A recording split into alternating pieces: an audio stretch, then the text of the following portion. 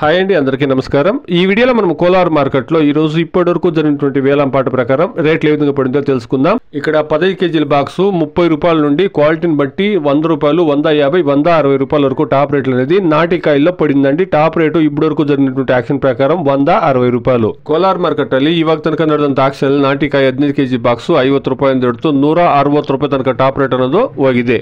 Kolar market இப்போதுக்கு நடந்த ஏலத்தில் நாடு தக்காளி 15 கிலோ கொண்ட பாக்ஸ் 50 ரூபாய் இருந்து 160 ரூபாய் வரைக்கும் டாப் ரேட்டு போயிருக்குங்க.